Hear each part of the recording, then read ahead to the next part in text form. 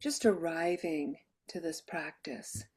And so we're all going to have a little time to chime out and chime in.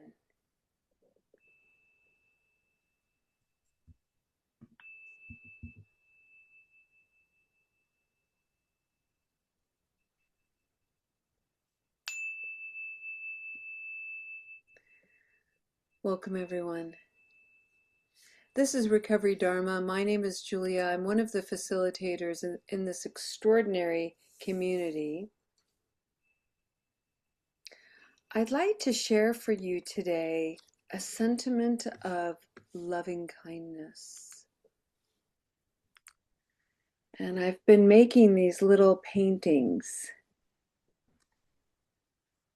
And on the back, I have printed these sentiments of metta. And this one reads, "May I celebrate small steps. May I celebrate small steps." Let's take a minute and take that in.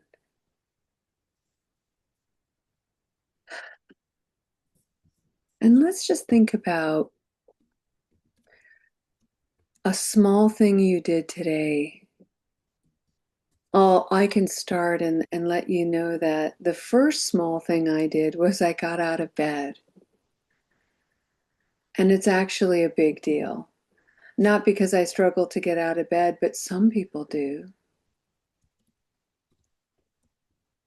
There are people in the world that are completely dependent upon others to help them get out of bed. And I just flipped the covers off and popped right out and began my day and had a little walk with the dawn and my dogs. Such a small little thing, small little step to enter this whole new day of possibility. So I'm celebrating my capacity to get myself out of bed, get myself dressed. I'm celebrating the fact that I have a bed. I'm celebrating that I have shelter. I'm celebrating the health and well-being in my body. These are small things and big things at the same time.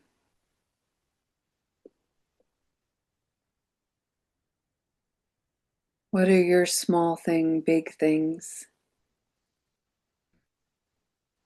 They're all very personal.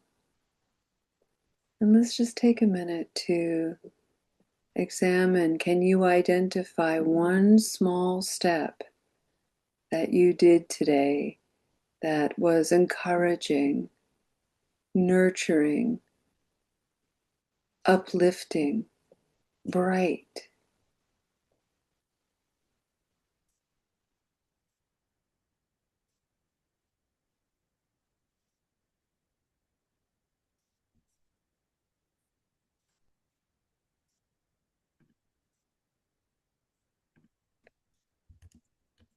Friends, in the Spokane Sangha, we have been exploring the third aspect of the Noble Eightfold Path, which is wise action.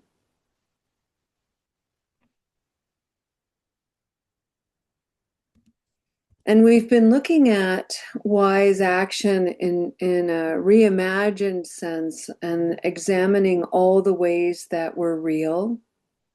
Our actions enable us to be honest and true and real and sincere.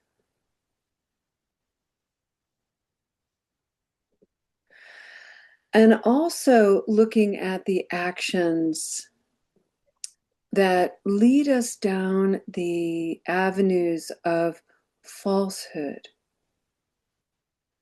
Maybe this includes for you, it certainly does for me, all the ways that I self-protect, all the ways I get defensive, all the ways I blame, all the ways I avoid, all my aversions. And when I have those arise in my mind and in my heart, I act accordingly. So I might delay responding to a phone call or an email. I might avoid someone because I don't want to interact with them for good, bad, and neutral reasons. This is again a practice of trying to bring some neutrality to our actions so we can simply examine them with equanimity. There are times that I engage in actions that I would judge to be negative, and that is true. The truth, however, is that there's wisdom there for me to learn. And I don't get access to that wisdom when I'm slapping myself upside the head with judgment, berating, and diminishment. And so instead, I use tools, I use instruments of peace, for example. And when I'm engaging in an action that's avoidant, rather than scold myself, ugh, Julia, seriously, this again? I thought you were farther along. I thought you figured this out. What's the matter with you, Julia?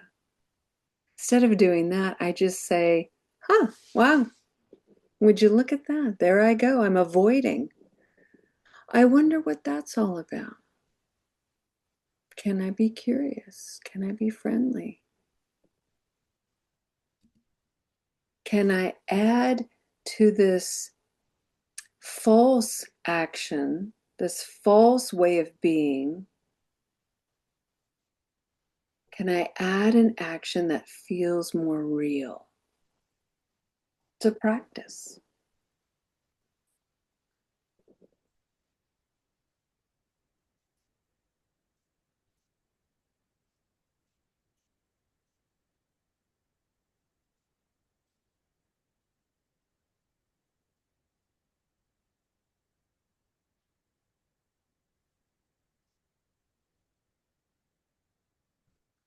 Why is this important when we're talking about recovery? And when we're talking about trying to understand and shift our relationships to negative habit energy, why is understanding actions real, false, wise? How does that play into this? Well, in a nutshell,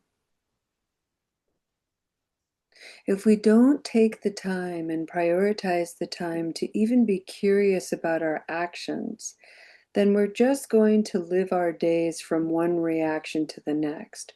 So something happens that we don't like, that we avoid, and then we get mad at ourselves for avoiding it. And we just start to snowball and roll down that path. And before we know it, we're needing some soothing, we're needing some coping, and we go to the most familiar thing, which is some kind of substance. For some people, it's drugs and alcohol. For other people, it's food. For other people, it's nicotine, whatever it is. This practice is a little like encountering a signpost on the path that says, pause. What you doing?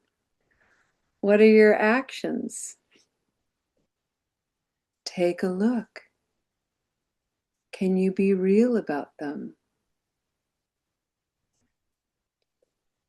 If you choose to continue down that rolling snowball avenue of familiar negative habit energy, you know where that goes. It's almost boring in its predictability. This is an invitation to begin to explore noble possibilities. can I get creative? Can I just pause here a moment?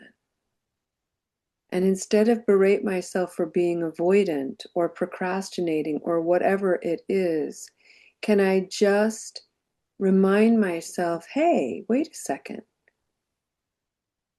Maybe I'm avoiding this. Maybe I'm procrastinating this because the timing isn't right. Maybe it's okay. Maybe there's something going on behind the scenes of my life that I can't see. Maybe if I just soften a little, I can trust that the nature of life is on my side. And I can allow its kindness to encourage my own kindness.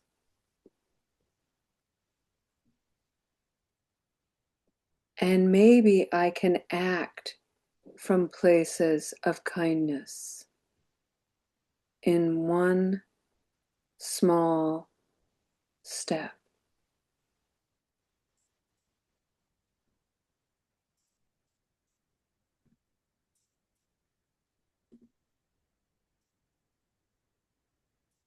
Next month, which is next week, we're going to begin one of my favorite topics. It is the fourth element of the Noble Eightfold Path, wise speech. And I remember hearing a talk by Thich Nhat Hanh, and he was talking about wise speech, the cultivation of wise speech. And he was reminding everybody to really examine, to really make a wise action by examining one's self-talk. And to simply take notice of how violent we can be in the privacy of our own minds. I know I've given myself permission to say things to myself I would never say to anybody else. In fact, I have a very, very enthusiastic antagonist, and she is sharp and piercing and mean. She's so mean. And I realize that she's kind of a representative of a long legacy of just really violent, vicious social narration that has been picked up and passed on, and it's now in me. But I used to listen to her, and I used to believe her, and I used to have my actions based on her. I don't anymore.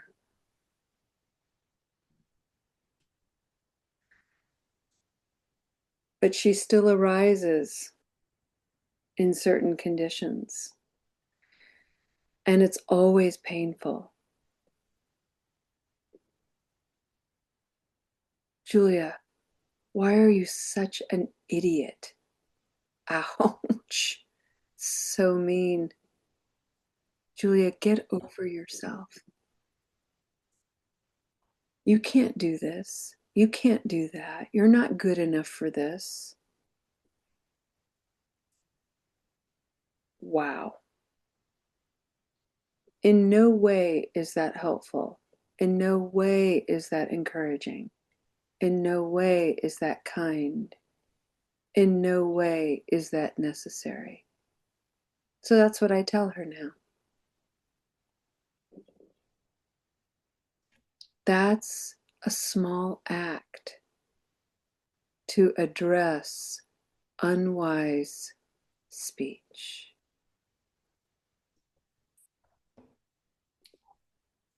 And you can appreciate how that folds together, right? So that little action toward my speech. But I can't make that little action if I don't have some kind of understanding and if I don't have an intention. So my understanding, my intentions support my actions, which then support my speech. And this is how this path folds in together. This is what the Buddha figured out all those years ago. And we're still talking about it because it's still so relevant to the human experience.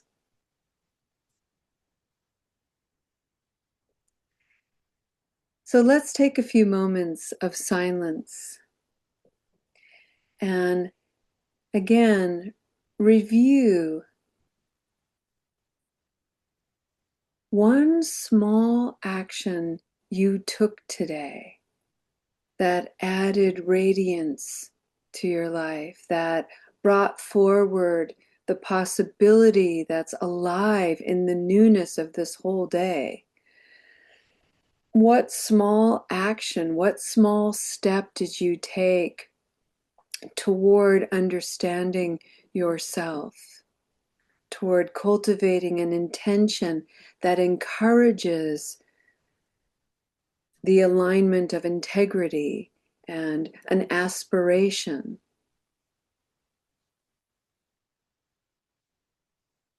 And then the next thing you can be thinking about and beginning to entertain is just the simple awareness of how quick are you to identify your own inner antagonist, your own inner mean spirit.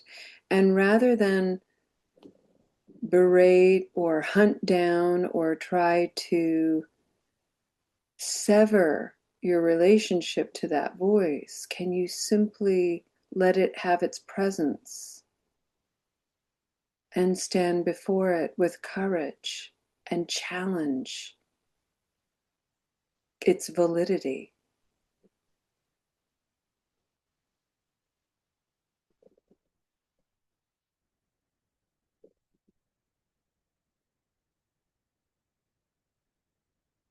Use your breath to anchor your practice and your reflection.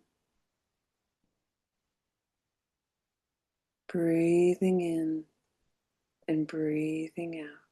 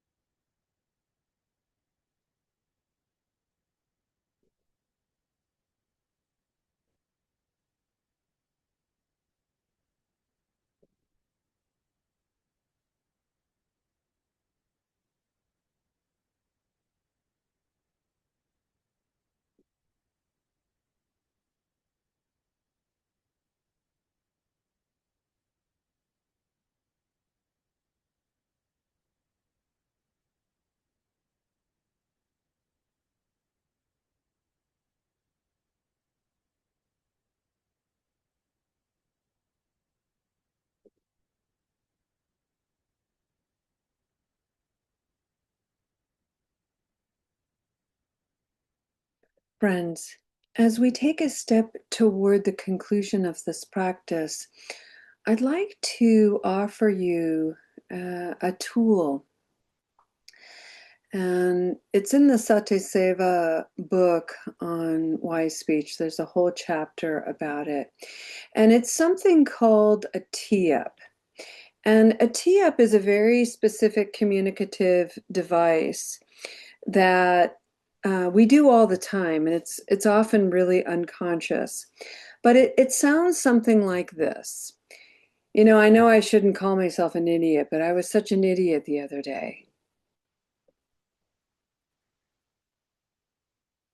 That's a tee-up. So it's sort of like we're forgiving ourselves for doing the thing that we know we ought not do. And so the practice of wise speech is don't do what you know you ought not do. That's the practice, but we get kind of lazy, right? And then we just fall into it. So it's like, I know I shouldn't call myself an idiot, so I'm not going to. And I did this really unskillful thing that I'm embarrassed by or that I regret or something like that. So these are little clues that you can catch yourself and go, "Ooh, look at that. What am I making an excuse for?" It's like I'm paving the way to do something I know I don't need to do.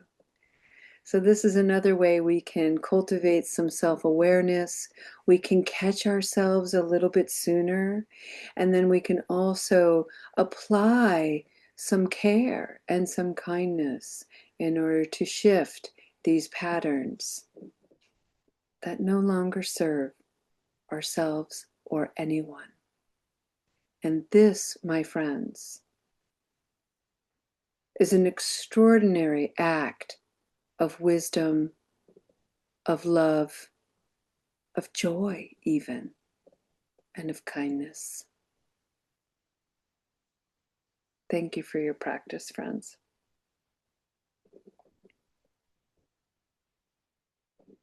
A dedication of merit. And I'd like to invite you to sit in a noble posture.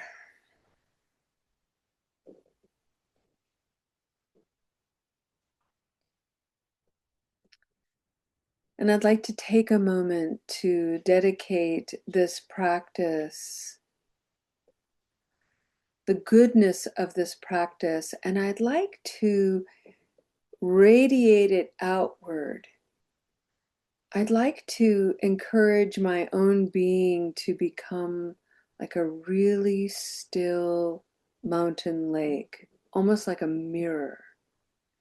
And the goodness of this practice is like the smallest little disruption, a feather that just breaks the surface tension of the water enough to make these ripples that without any barrier could just go on and on and on and on and on. And we all, each of us, have the capacity to radiate goodness in a limitless kind of way. You just have no idea the effect your goodness will have. So dare to radiate it, dare to put it out there. Remember to stay boundaried.